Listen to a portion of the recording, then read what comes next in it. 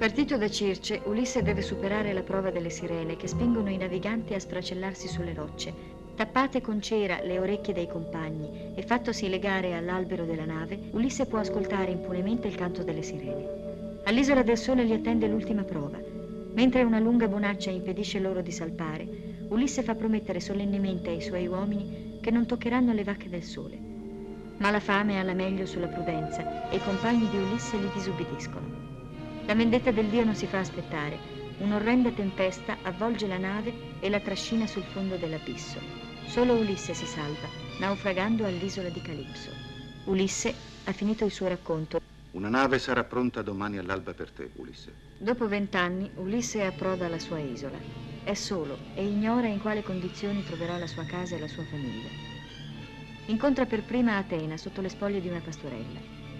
Atena infatti trasforma Ulisse in un vecchio mendicante e gli consiglia di andare alla capanna di Eumeo, il porcaio che gli è rimasto fedele. Nella notte giunge Telemaco, sfuggito all'agguato dei Proci. Padre e figlio si riconoscono e si abbracciano a lungo. Un'ancella informa Penelope che alla reggia è arrivato un mendicante. Viene da lontano, forse porta notizie. È Ulisse che si aggira tra i Proci a chiedere l'elemosina di un pezzo di pane, per preparare la sua vendetta e per vedere se qualcuno tra essi meriti la sua clemenza. Ma tutti lo trattano con arroganza e Antino gli tira addosso una brocca di vino. Alla sera, Penelope scende nella sala del trono per parlare con il mendicante venuto da lontano. Quando sta per riconoscerlo, Ulisse le gela il nome sulle labbra. Sono Etone da Creta, sostiene impassibile. Penelope capisce che Ulisse vuole da lei il silenzio e, ispirata da Atena, prepara la gara dell'arco. Vi propongo una gara. Colui che fra voi tenderà quest'arco con le sue mani e lancerà la freccia attraverso 12 scuri, quell'uomo io sposerò e diventerà il re di Itaca.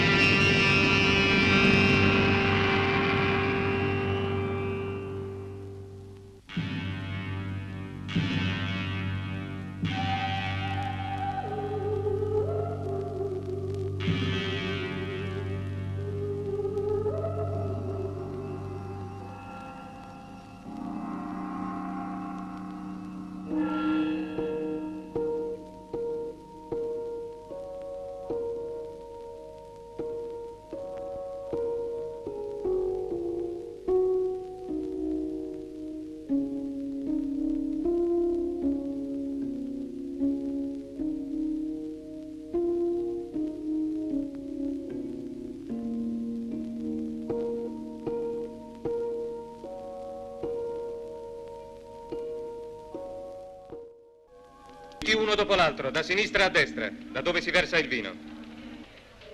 Cominciando da te, Leode. Leode. Solo a lui le malefatte dei pretendenti erano odiose, anche se si univa ad essi. Leode amava Penelope e fino a quel momento aveva sperato che non tornando più Ulisse, Penelope seguisse lui scegliendolo fra tutti e gli generasse dei figli. Il velo. Ma ora, tentando l'arco, subito sentì che le sue braccia erano fiacche e le mani morbide e delicate. Da quel momento, a qualche altra delle donne Achee avrebbe dovuto fare la corte con doni di nozze. Penelope non era più sua, questo pensava, e non sapeva che Ulisse l'avrebbe ucciso troncandogli la testa.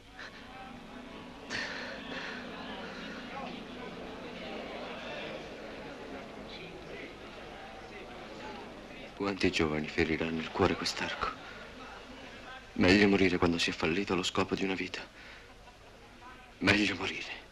Non dire che nessuno riuscirà solo perché tu hai fallito. Evidentemente tua madre non ti ha generato perché tu fossi un buon arciere. Ma altri lo tenderanno fra i pretendenti.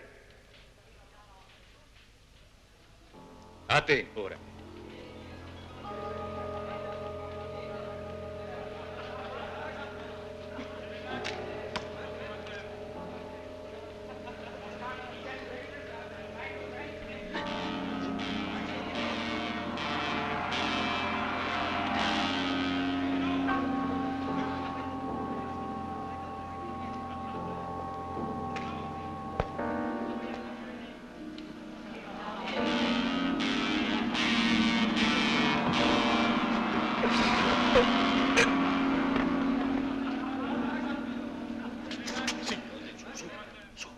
Se voi mi aiuterete a fare giustizia, vivrete con me come due figli, ve lo prometto.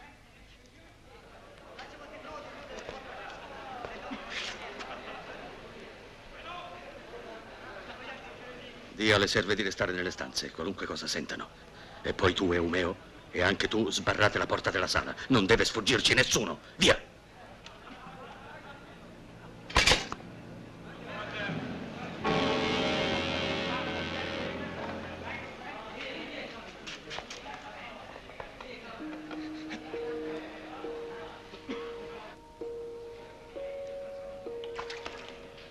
Lo trovano pieni di speranza, ma non riescono a attenderlo. Non lo potrebbero, lo impedisce implacabile la dea Atena. È il turno di Eurimaco. Anch'egli si impegna e molto geme il suo cuore. Non sa che quello è un arco stregato.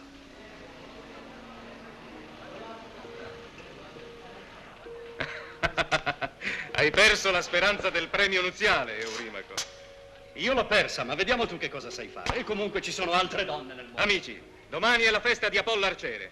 Rimandiamo la gara a domani. Egli ci darà il vigore necessario. Vi prego, fate provare a me, gloriosi principi. Il Dio darà domani la vittoria a chi vorrà, ma intanto fatemi provare, vi prego. Vorrei vedere cosa è rimasto in me del vigore di un tempo. Ma che cosa gli salta in mente? È pazzo.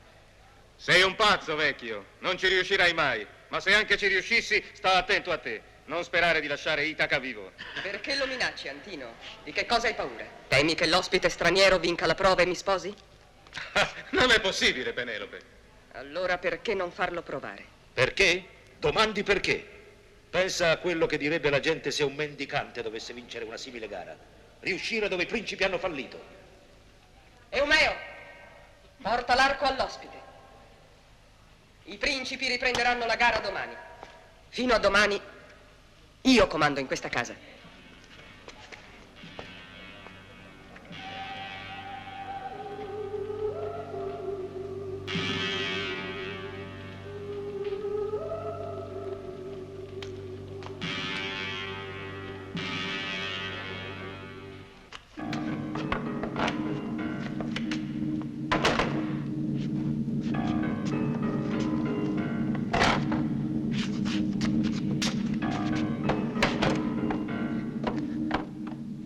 Lo scalda da un lato e dall'altro alla fiamma, lo palpa, lo tenta qua e là, se avesse ritarli roso il corno, mentre il padrone non c'era.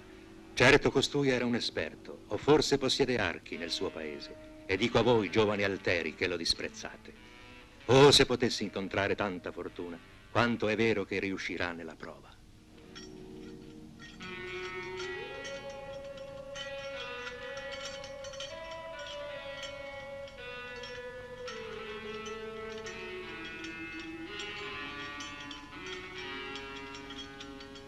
Come uno di noi cantori, che senza fatica tendiamo le corde della cetra, così quell'uomo tende senza fatica la corda del grande arco, ed essa vibra tanto acutamente che pare un grido di rondine.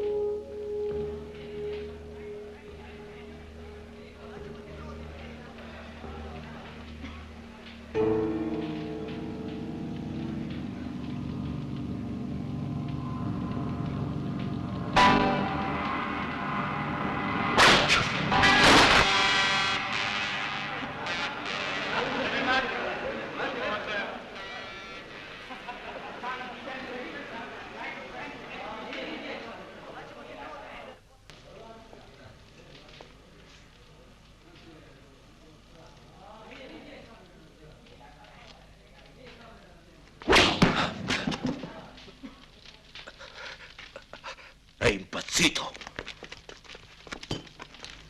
Presto! Cani! Non credevate che io tornassi da Troia?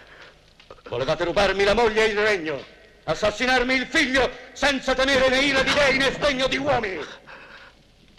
Per tutti voi è finita perché vi ucciderò come cani! Telemaco! E non sperate che risparmi qualcuno! Nessuno di voi uscirà vivo da questa casa! Ecco il momento della vendetta e il terrore.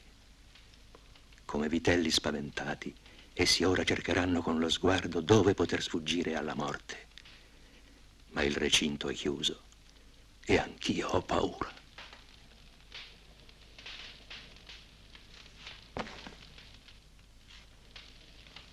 Se tu sei veramente Ulisse, tornato a Itaca, allora le cose che dici sono giuste. Ma ascoltami, colui che fu causa di tutto è morto ora per tua mano. Antinoo solamente macchinava queste nozze con un altro scopo. Voleva avere il dominio su Itaca dopo aver ucciso tuo figlio Telemaco. Antinoo è morto e noi ti restituiremo quanto abbiamo consumato. Che cosa vuoi restituire, Eurimaco? Ti daremo 20 vacche ciascuno. Bronzo, oro, tutto quello che vorrai, Ulisse. La tua vita, Eurimaco, solo la vita! È quello che voglio da te e da tutti voi!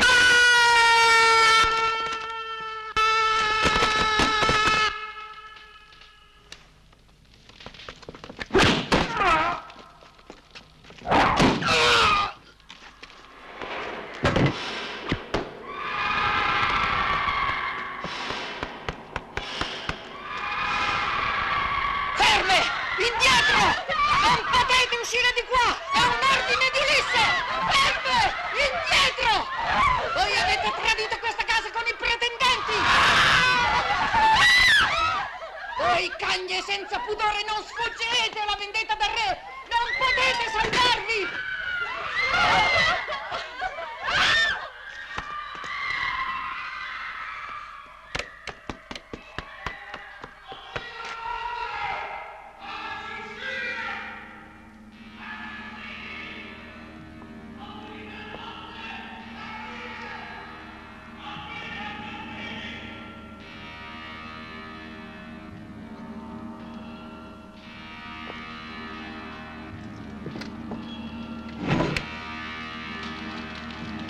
Vi ammazzerò tutti!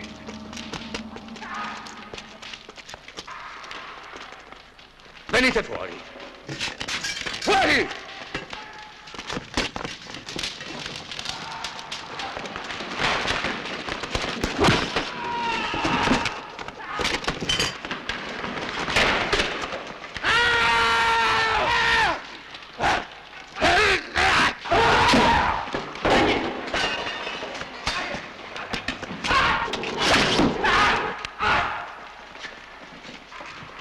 È stata la tua ultima freccia, Ulisse! Fermati!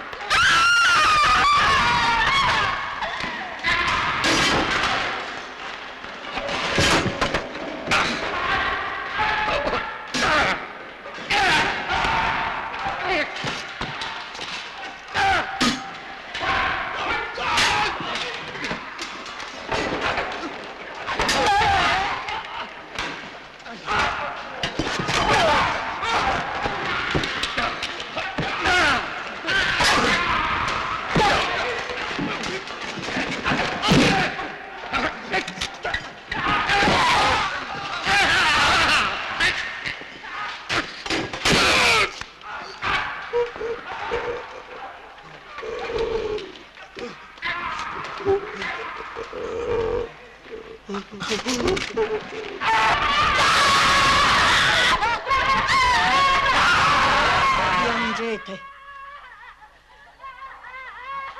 Non c'è riparo, né fuga, né salvezza per nessuno, perché Atena l'implacabile ha istupidito i loro cuori. Fuggono qua e là come uccelli spaventati dalle nuvole e cadono al suolo. Intanto i falchi dall'alto calano su di loro ed essi li vedono e atterriti attendono la morte.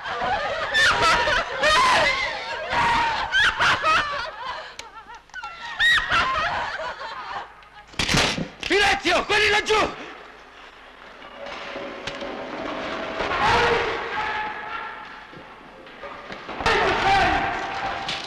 Venite!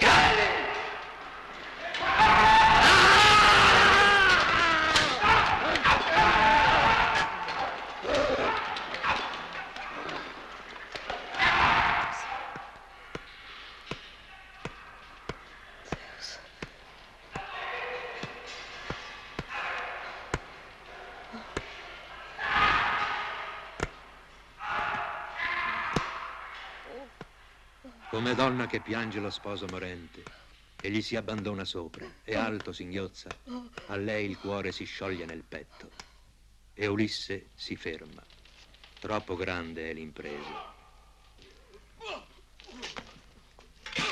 Fermati, Telemaco! Basta! Ma ora gli è accanto Mentore, amico di suo padre. Dunque, Ulisse, non hai più la forza e il coraggio di quando combattevi per Elena sotto le mura di Troia. E non è Mentore quello che gli parla così adirato, ma Atena che ha preso il suo aspetto. Ora che stai riconquistando la tua casa, che fai? Piangi? Tu devi farlo, Ulisse. Farlo. Bisogna, sì. Eumeo!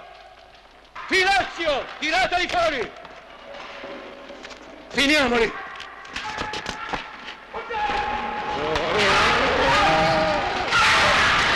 Presto!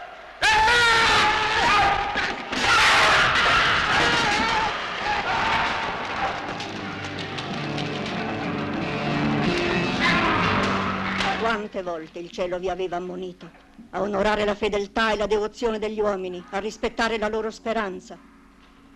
Troppo tardi avete capito come le offese vengono pagate. Con testardo orgoglio, sordi e ciechi, essi affermano che le sciagure vengono assegnate dagli dei, ma è a loro stessi che le devono, ai loro imperdonabili delitti. Questo che abbiamo visto non ci deve spaventare. Chi è fedele alla giustizia sa che essa talvolta ignora la pietà e i suoi occhi sereni sono rigati di sangue. Ora tutto si è compiuto, quanto gli dei avevano stabilito che si compisse.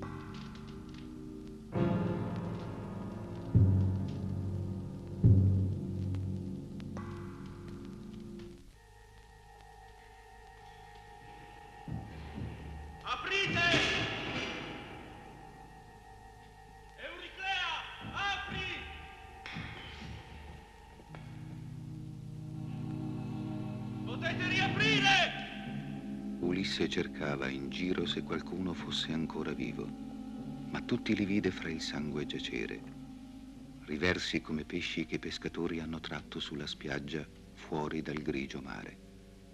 E là tutti rimpiangono l'onda, ammassati sopra la sabbia. Il sole raggiante toglie loro la vita. No, lui no! Risparmialo. Ho visto la tua vendetta, Ulisse. Il mio canto potrà ricordarla per sempre. Puoi uccidermi, ma ne avrai rimorso. Canterai ciò che è stato, perché tutti sappiano cosa è bene e cosa è male fra gli uomini. Va, sei salvo.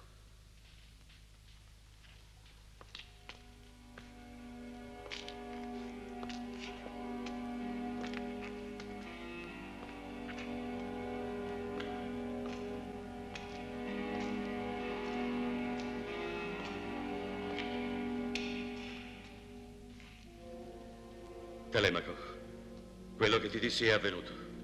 Abbiamo dovuto uccidere la gioventù più nobile dell'isola. Non avevamo altra scelta.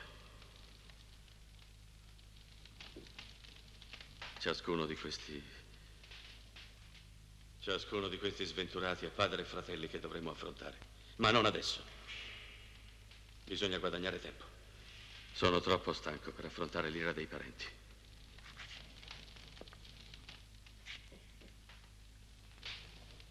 Bisogna fare qualcosa. Telemaco, raduna dei musicanti e falli suonare molto forte. Che credano in città che qui si fa festa. Che nessuno si allontani. Ecco le schiave che ti hanno tradito. Si sono denunciate da sole. Cercavano di fuggire. Sono morte di paura.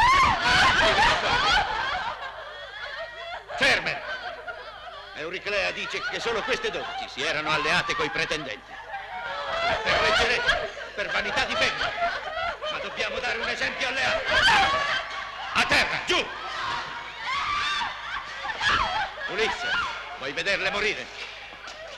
Non ancora! Intanto puliscano la sala e portino via i cadaveri. Filezio, porta Zolfo per purificare la sala. Andate da Penelope e ditele ciò che è accaduto. Aspettate! Il fuoco, portate prima il fuoco. Penelope, figlia cara, è tornato tuo marito. Ulisse è tornato.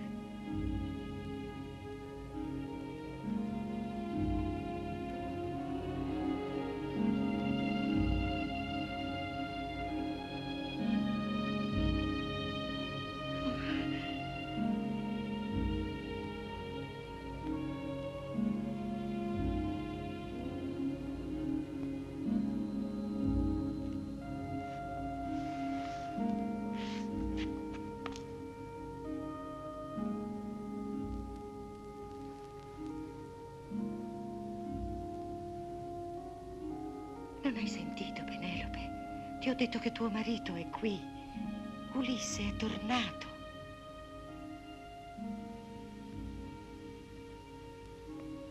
Sono cambiata.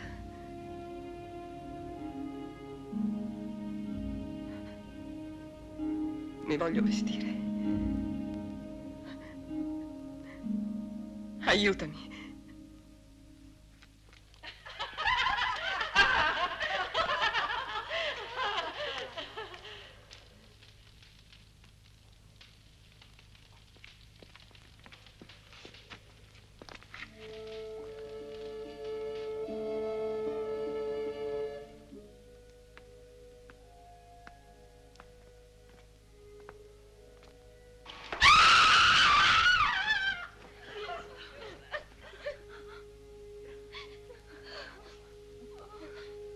Non abbiate paura. Su, ragazze. La vostra fedeltà sarà premiata.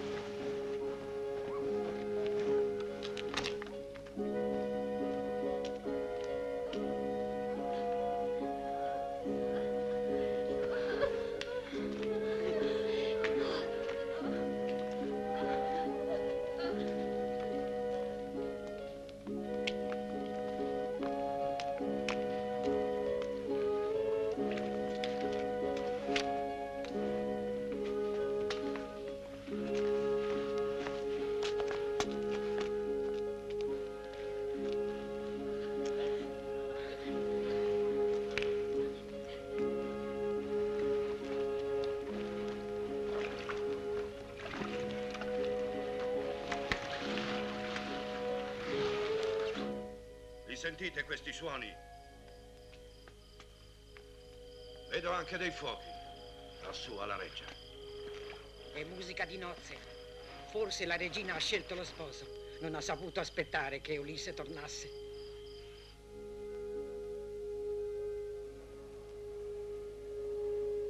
Io l'avevo riconosciuto ieri sera, ma lui mi ha tappato la bocca. Se avessi parlato mi avrebbe uccisa.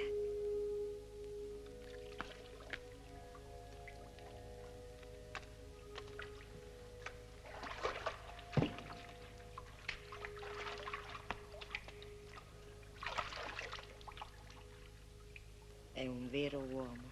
Ha saputo nascondere quello che meditava di fare. Prudente e terribile, non si è fidato di nessuno. Di nessuno.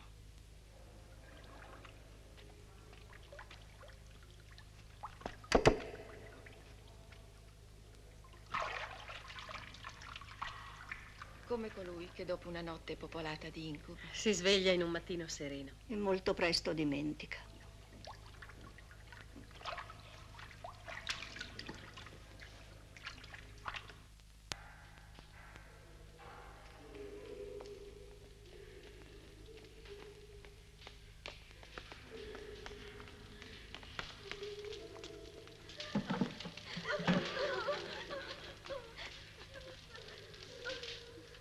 Andate.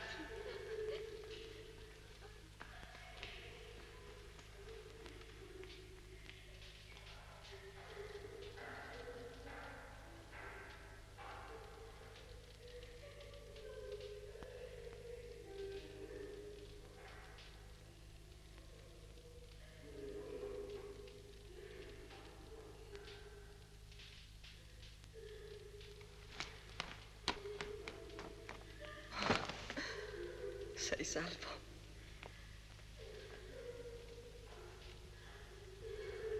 Sei vivo, figlio mio. Madre, perché non ti getti fra le sue braccia?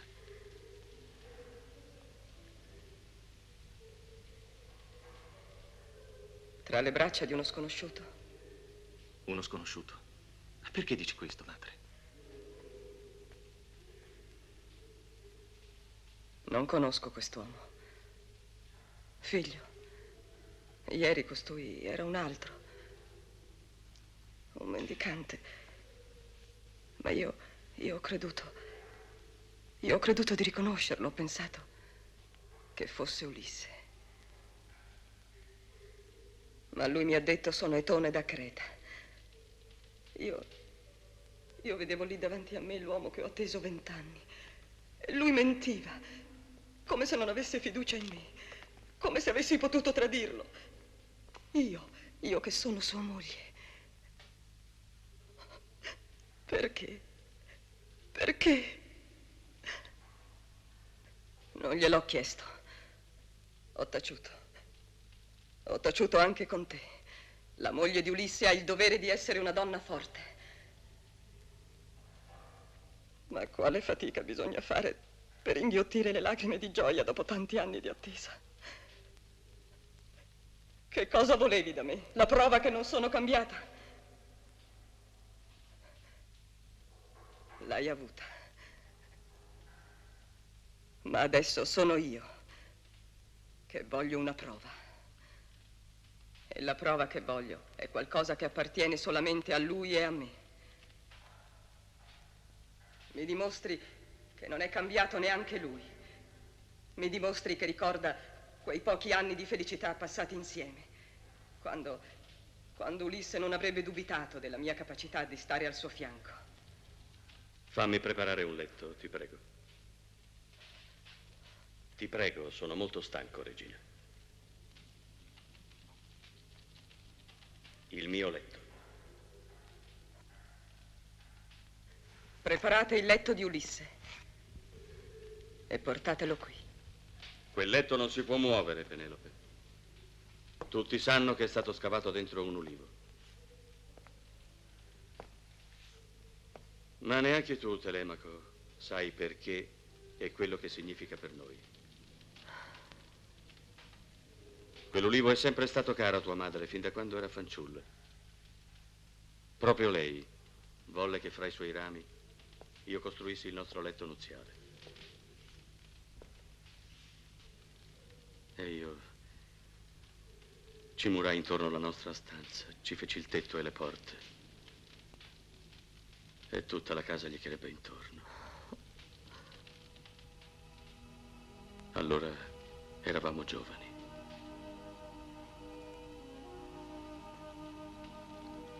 Tu non eri ancora nato.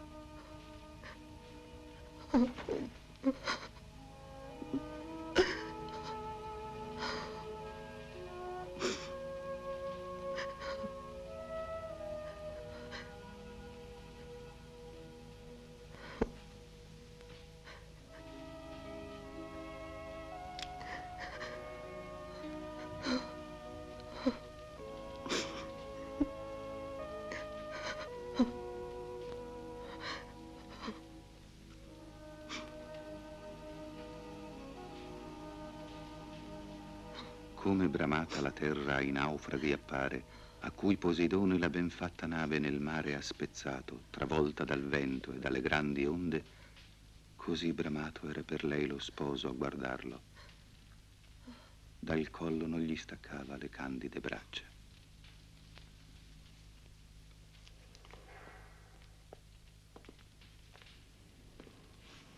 Ulisse, non lasciare incompiuto il tuo dovere.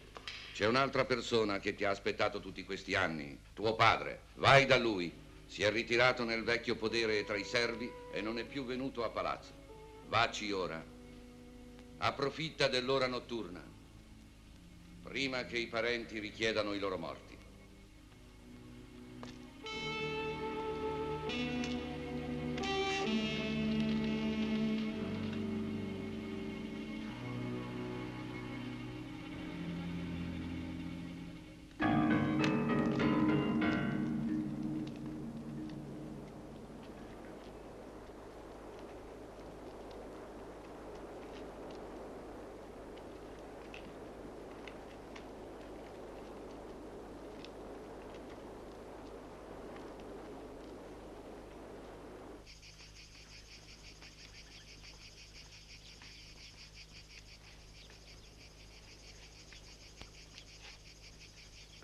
Aspettate qui.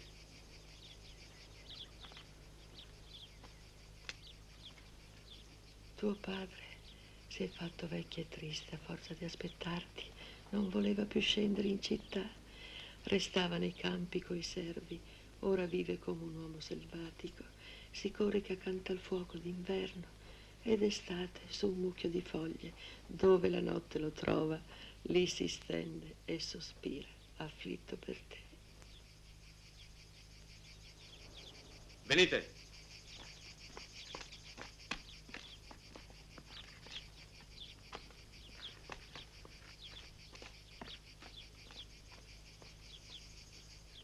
Quanti ricordi. Ero bambino quando mio padre piantò quest'albero. Quanto tempo è passato.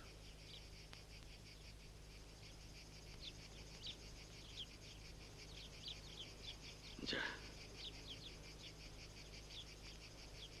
Ma se fosse necessario lo taglierei senza esitare.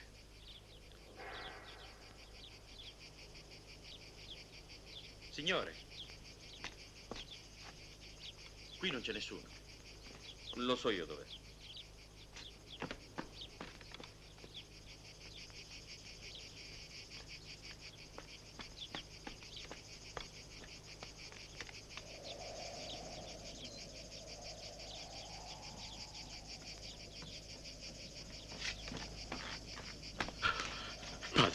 Figlio mio, allora era vero.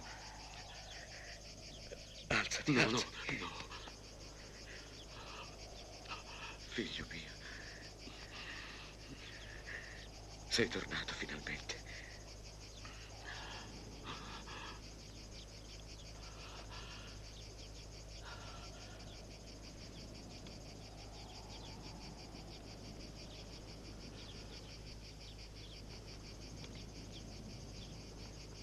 Che pena, padre, vederti così.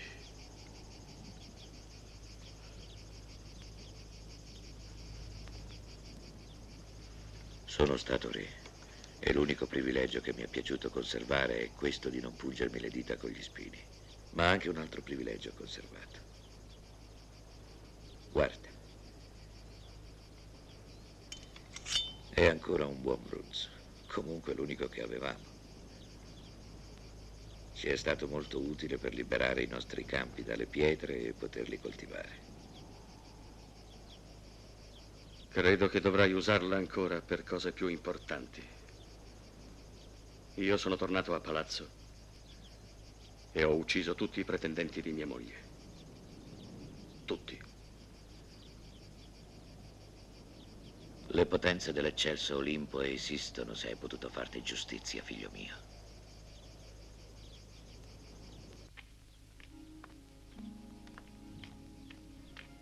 I figli dei servi e l'ancella che curava con amore il vecchio re prepararono un bagno per Laerte. L'acqua veniva trasportata da lontano. mentre Telemaco, Eumeo e Filezio sorvegliavano con le armi la casa.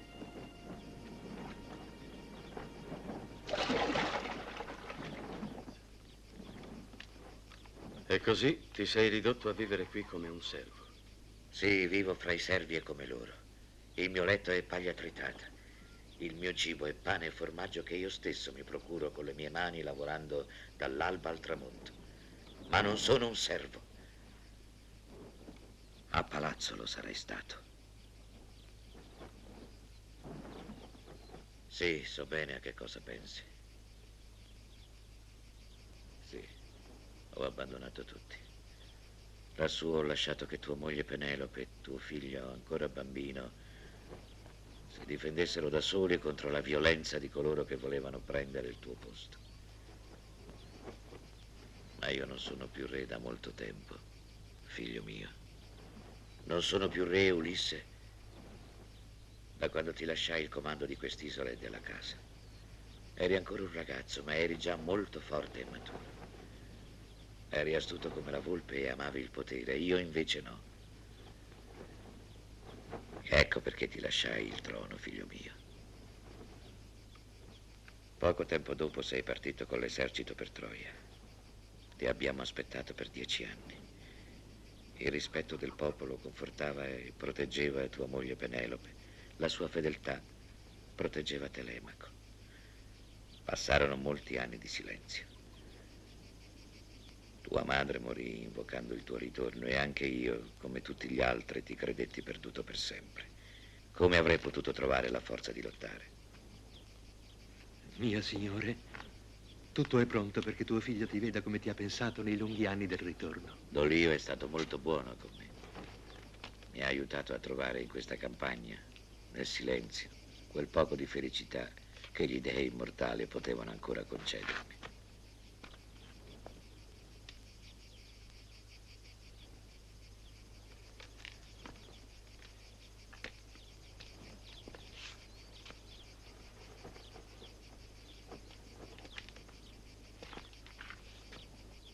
Padre, hai conservato la veste di re. Indossala perché dovremo ancora combattere. Un cattivo genio l'ho riportato a Itaca, non si sa di dove. Maledetta Penelope che li ha illusi, ha dato loro speranza. Altrimenti non ci andavano in quella casa. I nostri ragazzi. È sbarcato all'orlo estremo dei campi dove abita il porcaio. Lo hanno detto le serve. E anche Telemaco, tornando da Pilo, è sbarcato nello stesso posto, come se lo avesse saputo. Poi vennero alla reggia. Ulisse era vestito di stracci, come un mendicante, si appoggiava a un bastone. Nessuno l'avrebbe riconosciuto. I nostri ragazzi scherzavano con lui come con un accattone qualsiasi, qualcuno lo colpì. Ma lui, con cuore di ferro, sopportò ogni cosa. Infine decise il giorno e l'ora. E insieme col figlio nascosero le armi che erano nella sala. E allora Penelope, l'ipocrita, offrì un gioco di nozze ai ragazzi, tendere l'arco di Ulisse e trapassare gli anelli delle scuri. Il piano era di Ulisse. Nessuno dei nostri ragazzi riuscì a tendere l'arco. Lui solo riuscì e attraversò le scuri. Poi balzò sulla soglia, versò a terra le frecce, si guardò attorno e colpì Antino nel petto. Poi tirava sugli altri con mira diritta e loro cadevano l'uno sull'altro. Un massacro. Saliva un gemito orrendo. Il suolo fumava tutto di sangue. Neanche uno. Neanche uno. È scappato. Antino. Figlio mio. Antino. Antino. Antino.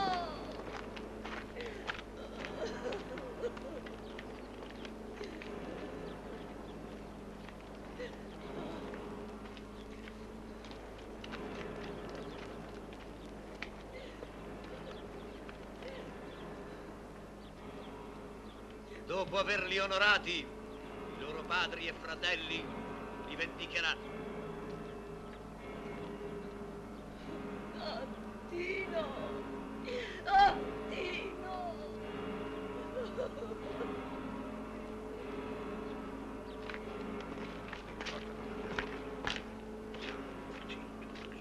Erano così giovani e ricchi. Avevano molte cose e non gli bastavano. Chiuditi dentro casa, scorrerà sangue nell'isola, che non arrivi fino a noi che non abbiamo niente.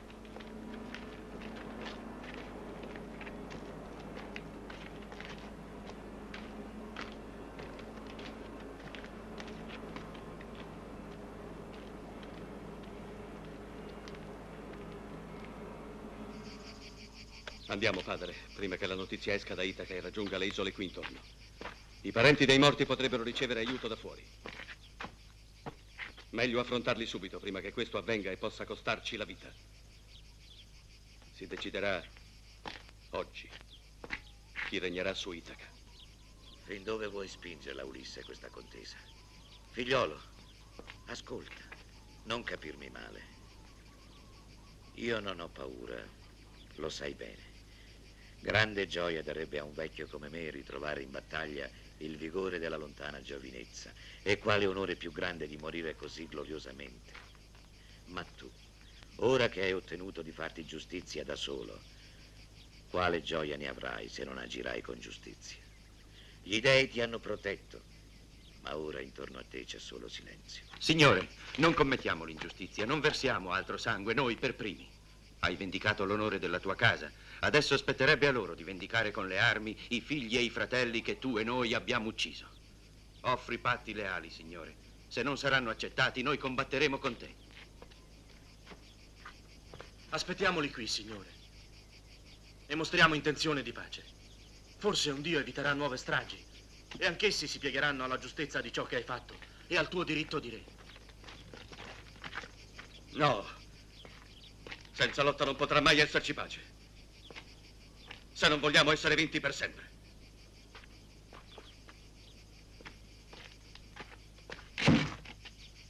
Dovete farvi giustizia, Itacesi. I vostri figli sono stati uccisi, azzannati da un cinghiale selvaggio, un uomo senza onore. Troppo giovane fu fatto re, e del suo regno ecco che cosa ci resta. I giovani che non portò in guerra, egli li ha massacrati con le sue mani in patria.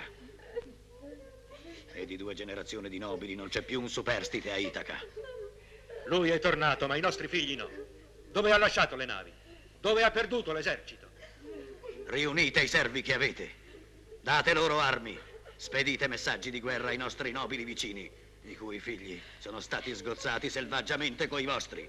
Un esercito marcerà contro di lui. La sua casa sarà bruciata insieme alle sue messi. Imparerà a temere i suoi pari. Fra loro parlò l'eroe Aliterse, il figlio di Mastoro. Lui solo vedeva il passato e il futuro. Dunque, saggio pensando, diceva: sentite me ora, Itacesi, e quello che dico. Per vostra viltà questi fatti ci accaddero.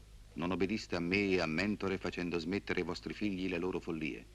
Grave colpa commisero con folle superbia, mietendo i beni e disonorando la sposa d'un forte eroe. Ora facciamo così, obbedite a me. Non andiamo, che nessuno s'attiri un male voluto. Il male falso indovino è che i nostri figli non siano vendicati. Achei, avete il dovere di punire la colpa di Ulisse. Voi lo sapete. Che aspettate? Ormai sarà fuggito a Piro o a Sparta, dove ha amici potenti. No, è in Itaca ancora. Io l'ho visto.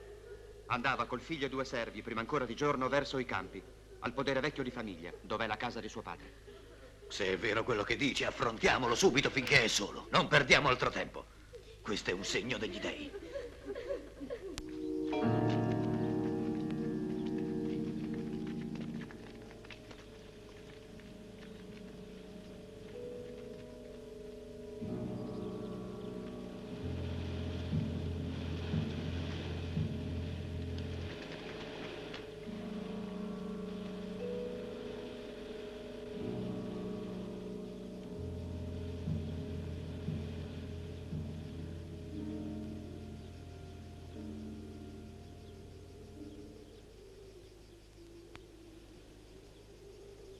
Intanto Atena parlava a suo padre Zeus. Che cosa stai meditando, sovrano? Vuoi spingere più avanti questa guerra o hai deciso che tra le due parti sia fatta la pace? Creatura mia, le rispose il padre, perché me lo chiedi? Non hai preparato tu stessa il ritorno di Ulisse? Diamo l'oblio, disse Atena. Diamo la pace e l'oblio, disse il padre.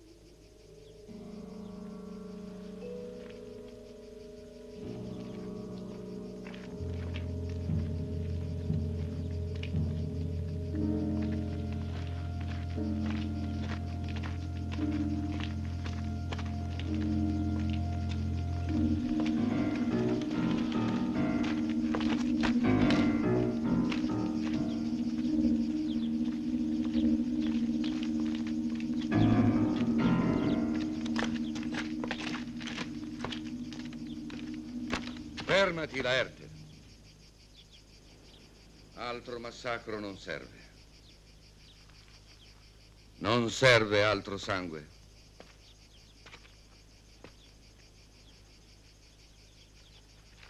Lo dico anche a voi. Non serve altro sangue. Sia pace fra voi. Non serve altro sangue. Offrite riparazioni agli offesi e vivete in pace. Vivete sempre in pace fra di voi.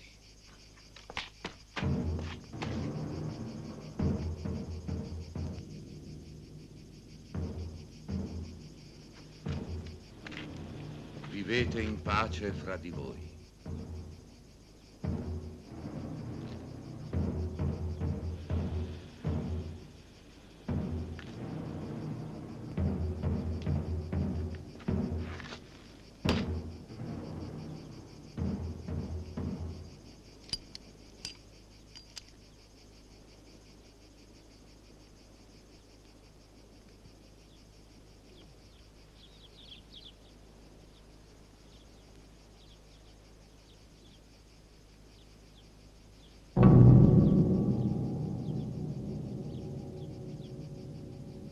Vivete in pace fra di voi.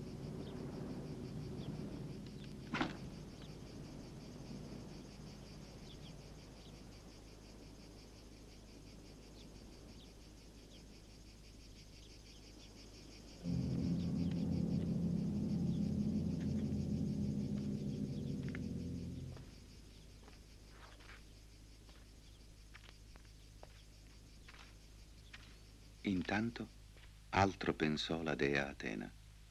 Sulla figlia di Cario dolce sonno versò. Dormiva adagiata indietro. Le giunture si sciolsero. Con un unguento d'ambrosia la dea le deterse il viso e più bella la fece a vedersi, più bianca dell'avorio tagliato.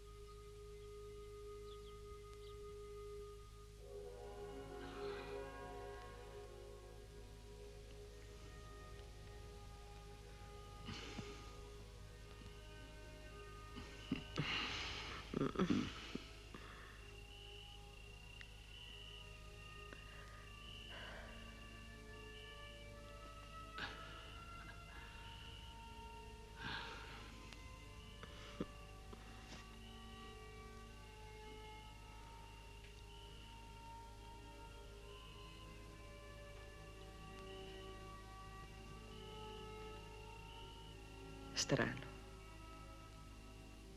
Sento che non avremo tutte notti come questa. Lo sento, eppure non ne sono triste.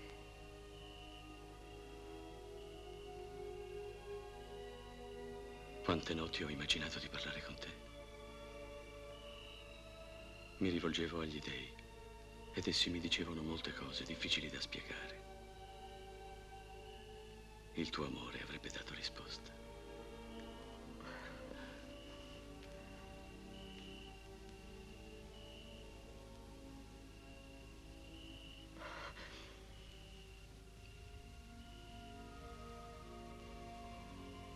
Ogni volta che vorrai, troverai pronto il tuo letto. Non temere mai di dirmi ciò che pensi o quello che un Dio ti ha messo nell'animo. Io sono qui.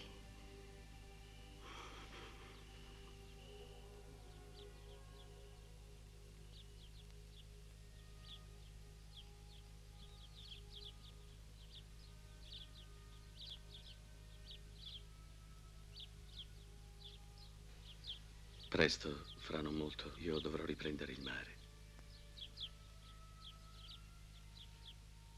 Tiresia me l'ha detto.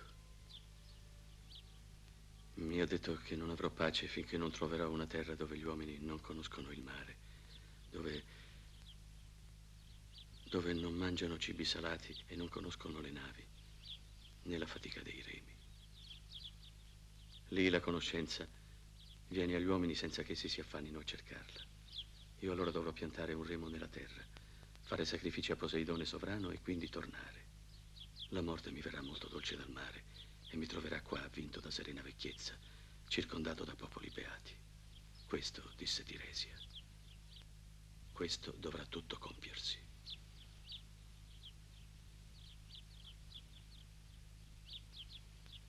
Il nostro destino è nelle mani degli dèi. E quando il destino si compie, noi non possiamo far altro che guardare e tacere.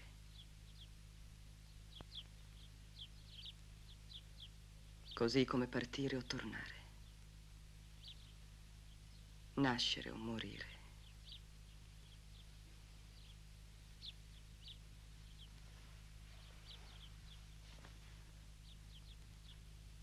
Disse e ascoltava la dea. Poi se ne andò verso l'Olimpo, dove è, dicono, la sede sempre serena dei numi. Non da venti è squassata, mai dalla pioggia è bagnata. Non cade la neve, ma l'etere sempre si stende privo di nubi. Candida scorre la luce.